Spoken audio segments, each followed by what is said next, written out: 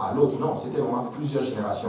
Vous remontez dans ma famille, 3, 4, 5, 6 générations, nous étions tous musulmans.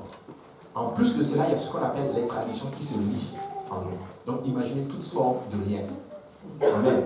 C'est toute une génération. Mais comme je parlais avec un frère, je suis content aujourd'hui. Parce que je sais qu'un jour, mon fils pourra dire le Dieu de mon père. Je suis content le Dieu de mon père. Il pourra dire un jour le Dieu de mon père. Comme Isaac a dit un jour Dieu de mon père. Comme Jacob à un moment donné a dit Dieu de mon père. Un jour mes enfants pourront dire le Dieu de mon père. En d'autres termes, nous sommes à un point tournant où l'ennemi n'a plus le contrôle sur cette génération. Amen. Il n'a plus le contrôle sur cette génération. Nous avons marché pendant très longtemps justement dans une situation où certains ici ne connaissaient même pas le Seigneur. Amen. Certains ne connaissaient même pas dans le Seigneur. Et si je dois justement prendre les témoignages, par exemple le frère Yannick, qui a connu à un moment donné peut-être le monde, pour moi qui était dans la religion, pour certaines personnes qui étaient dans toutes sortes de situations que vous ne pouvez pas imaginer.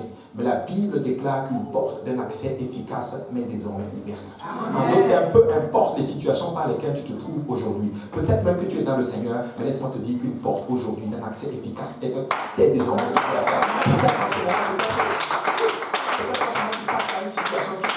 Peut-être que tu connais même le Seigneur et il y a une situation qui te trouble, mais laisse-moi te dire qu'une porte d'un accès efficace est désormais ouverte devant toi. Il faut que tu te lèves et que tu la franchisses.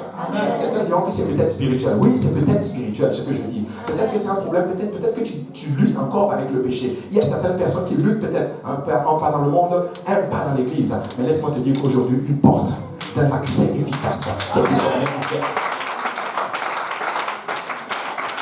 Une porte efficace est désormais ouverte. Et des fois, lorsque nous passons par des situations difficiles, cela nous conditionne à aller chercher des solutions. Et c'est tout à fait légitime d'ailleurs. Tout problème nécessite une solution. C'est tout à fait normal. Peu importe les situations par lesquelles je fais face, j'ai besoin d'avoir une solution. Malheureusement, certaines personnes vont aller chercher des moyens humains. Certains vont s'appuyer sur l'homme. Certains vont s'appuyer sur leur propre capacité. Certains vont s'appuyer sur leur argent. Certains vont s'appuyer sur leur santé. Mais permettez-moi de vous dire une chose. La solution, c'est Jésus. Notre solution, ce n'est pas un problème de finance. Notre problème, ce n'est pas un problème de santé. Mais notre problème, c'est Jésus-Christ. Et si tu as Jésus dans ta vie, laisse-moi te dire que tu as tout pleinement en lui. Parce que la Bible déclare quand Jésus-Christ a eu toute la plénitude de la divinité. Amen. Nous, ce dont nous avons besoin aujourd'hui, je dis bien, c'est Jésus. Et tu peux avoir un point tournant dans ta carrière, oui. Et c'est correct. Et tu peux avoir un point tournant dans toute situation dans ta vie. Mais laisse-moi te dire qu'il y a un point tournant. Et le point tournant, c'est Jésus-Christ. Le point tournant, c'est Jésus-Christ. Sur des moyens, je dirais même diaboliques. Certains vont aller voir des marabouts pour ceux qui viennent d'Afrique, pour ceux qui viennent d'Haïti aussi. Certains vont aller juste pour régler justement leur situation. Il n'y a pas longtemps, j'ai rencontré quelqu'un qui est gravement malade en ce moment. Il me disait que telle personne, même étant même dans son église, lui a dit « Pourquoi tu ne vas pas voir, je ne sais pas comment on dit, les bocaux pour régler ta situation ?» Il a dit « Oh non, je n'irai pas voir les bocaux, je m'en reviens à Dieu. Je m'en reviens à Dieu. » Laissez-moi vous dire, et certaines personnes vont s'adonner au plaisir du monde. Certains vont se donner à l'alcool, le sexe, la drogue, toute forme de plaisir. Et cela juste pour assouvir un certain besoin dans leur vie. Laissez-moi vous dire que la solution à toute chose, c'est Jésus-Christ. Jésus-Christ est le point fondamental de notre existence. Il est le point tournant.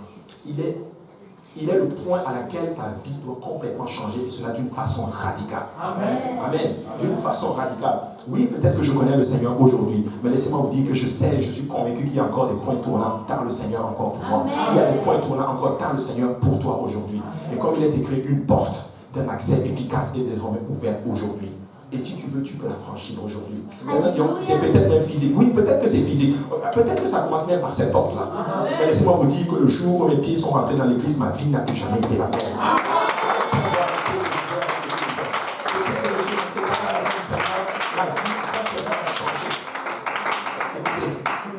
La vie chrétienne n'est pas un jeu. Amen. La vie chrétienne, c'est une bataille. Amen. Mais regardez la suite du verset qui dit, mais les adversaires sont nombreux. Mais c'est une porte d'un accès efficace que tu dois traverser. Dans Proverbe 3, versets 5 à 7, il dit, confie-toi en l'Éternel de tout ton cœur. Ne t'appuie pas sur ta sagesse. reconnais-le dans toutes tes voies et il aplanira tes sentiers. Il aplanira tes sentiers. En d'autres termes, tes sentiers ne sont pas aplanis. Tes sentiers sont chaotiques. Amen. Amen. Tes sentiers sont chaotiques. Il y a beaucoup d'embûches. Tu ne sais même pas où tu vas. Mais si tu reconnais le Seigneur dans ta vie aujourd'hui, si tu le reconnais dans toutes tes voies, il va aplanir tes sentiers.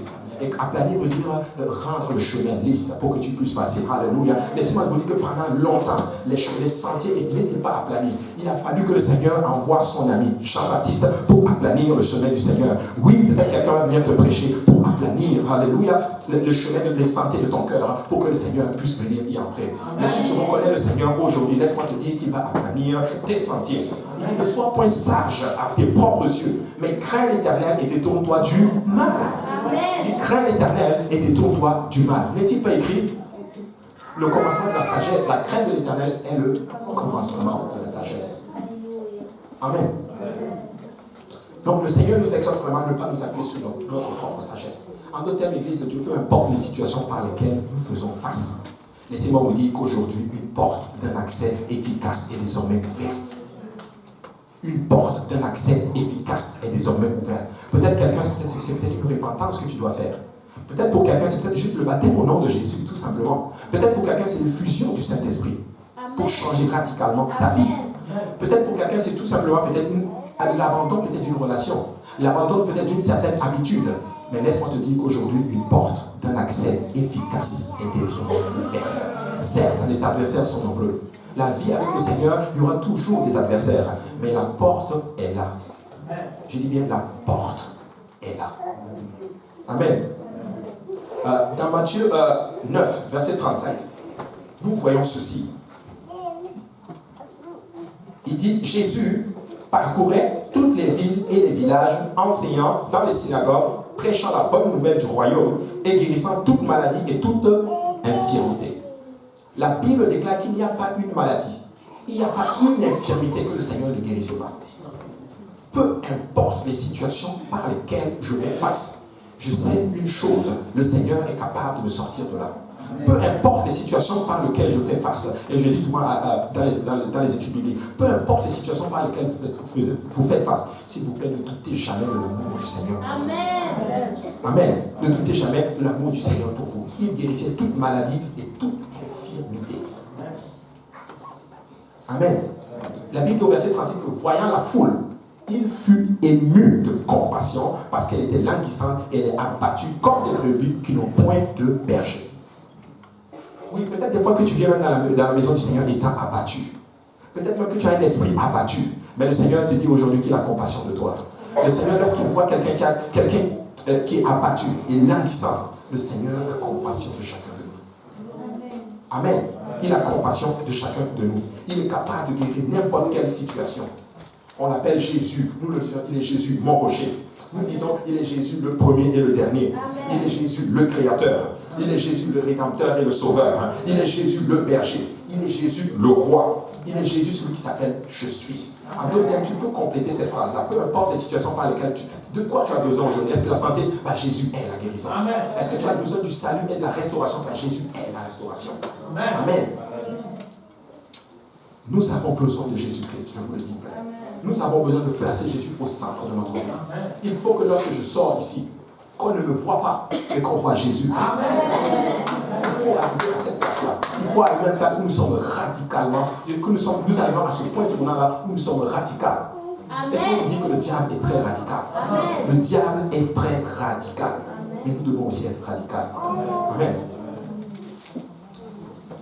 Dans Ésaïe 61, nous voyons justement ce que le Seigneur est venu faire. Il est venu justement pour guérir, pour annoncer une bonne nouvelle à ceux-là qui sont pauvres. Pauvreté, ce n'est pas forcément une pauvreté physique. Ça peut être une pauvreté spirituelle aussi. Amen. Il y a des gens, malheureusement, qui n'ont pas de révélation par rapport au Seigneur Jésus-Christ. Mais il est venu justement pour leur donner une bonne nouvelle. Alléluia. Il est venu pour leur donner une bonne nouvelle. Il est venu pour guérir ceux-là qui ont le cœur brisé. Je ne sais pas qu'est-ce qui s'est passé dans ta vie. Peut-être que dans ton enfance, ton cœur a été brisé. Et cela a conditionné ta façon d'être aujourd'hui. Il y a des personnes qui ont du mal à pardonner tout simplement parce que dans leur enfance, ils ont été abusés, ils ont été manipulés. Mais je viens aujourd'hui contre l'esprit de manipulation. Je viens aujourd'hui contre le cœur brisé. Je viens, alléluia, au nom de Jésus. Une bonne nouvelle à ceux-là qui sont pauvres. Une bonne nouvelle à ceux-là qui ont le cœur brisé. Au nom de Jésus. Amen. Il nous parle de la compassion qu'il a, justement. La Bible dit dans Ésaïe, justement, qu'il donne en fait un vêtement de louange au lieu d'un esprit abattu. Il donne un diadème au lieu de la cendre. Il donne une huile d'onction au lieu du deuil. Je ne sais pas pour vous, mais Jésus est le bon berger. Il est comme des brebis qui n'ont point de berger. En d'autres termes, des brebis qui n'ont pas de berger sont languissantes et sont abattues. Hey, je ne sais pas pour vous, mais Jésus est le bon berger. Alléluia. Je suis content de le connaître. Je suis content parce qu'il tient ma vie entre ses mains. Et il le déclare dans le livre de Jean que nul ne peut m'arracher de sa main. Écoutez, il y a une seule personne qui peut t'arracher des mains du Seigneur. Ce n'est même pas le diable, ce n'est même pas le Seigneur lui-même, mais c'est toi-même qui peux décider de sortir de la main du Seigneur.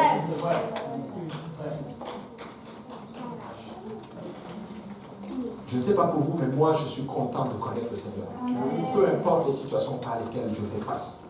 Mais je suis content de l'amour qu'il a sur ma vie. Je suis content de l'amour qu'il a sur ma famille. Je suis content parce qu'il a sa main sur ma famille. Je suis content parce qu'il a sa main sur son église. Je suis content que parce que depuis tout ce temps, malgré mes imperfections, je suis toujours dans la maison du Seigneur.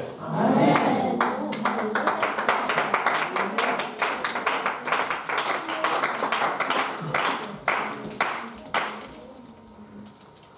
Il est Seigneur. Est-ce qu'on va acclamer le Seigneur encore?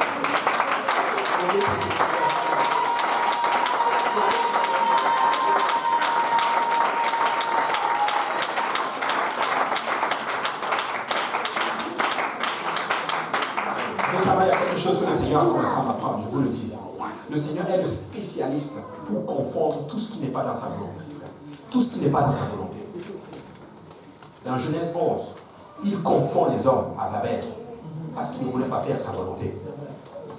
Quand vous prenez l'histoire de Gédéon, vous allez vous rendre compte que les gens se sont entretués entre eux. Ils les confondent. En d'autres termes, peu importe ce que l'ennemi peut tisser contre toi, le Seigneur va les confondre. Il va les confondre de toi, ils vont se retrouver entre eux-mêmes.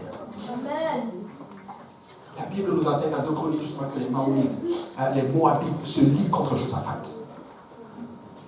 Et si vous relisez la suite de l'histoire, vous allez vous rendre compte qu'ils se sont entretués eux-mêmes.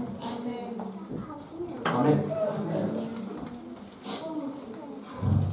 La Bible dit dans Proverbe 22, verset 12, il dit, les yeux de l'Éternel gardent la science, mais il confond les paroles du perfide. Je répète, les yeux de l'Éternel gardent la science, mais il confond les paroles du perfide. Excusez-moi.